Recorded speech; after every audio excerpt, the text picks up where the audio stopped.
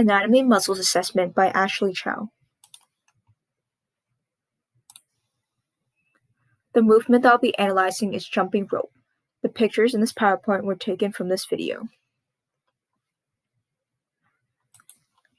Since jumping rope is a complex movement, muscles throughout the body will be examined. Specifically, I will go into detail on the muscles that move the arm, forearm, wrist, muscles that move the thigh and leg, muscles that move the hand and fingers, and muscles that move the foot and toes. All these four muscle groups are appendicular muscles as they allow for movement in the upper and lower limbs and help stabilize movement throughout the rest of the body.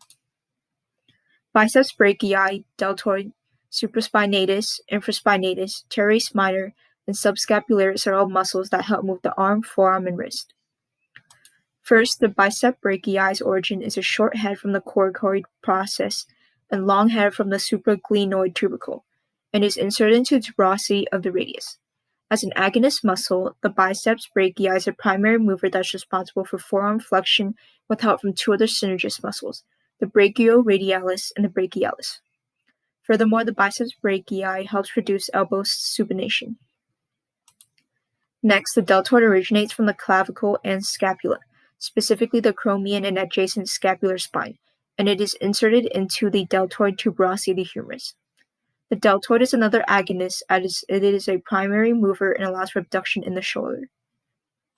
While the supraspinatus is in charge of the abduction movement, the infraspinatus creates lateral rotation in the shoulder. In addition, the teres minor originates from the lateral border of the scapula and is inserted into the greater tubercle of the humerus. Besides being able to create lateral rotation, the teres minor is an antagonist muscle because it stabilizes the shoulder during medial rotation to prevent anterior dislocation to the humerus. The subscapularis from the subscapular fossa is inserted into the lesser tubercle of the humerus. While it receives help from other synergist muscle, the subscapularis is an agonist muscle that is primarily in charge of creating medial rotation. In the next muscle group, the biceps femoris, semimembranosus, and the semitendinosus all create thigh and leg movement. The biceps femoris, originating from the ischial tuberosity, is inserted into the head of the fibula and lateral condyle of the tibia. Its primary action is flexion of the knee as well as lateral hip rotation. The semitendinosus originates from the ischial tuberosity and is inserted into the proximal medial surface of tibia. Its primary action is knee flexion and medial hip rotation. In addition, the semimembranosus from the ischiotuberosity is inserted into the posterior surface of the medial condyle of the tibia. Semimembranosus is a synergist because it helps the semitendinosus with femur extension, knee flexion, and medial rotation. Next, the flexor digitorum profundus is a muscle that moves the fingers. This muscle is inserted into the distal phalanges of the second to fifth finger, and its origin is the medial epicondyle of the humerus, anterior surface of both the ulna radius and the medial and posterior surface of the ulna. Its primary action is finger joint and wrist flexion.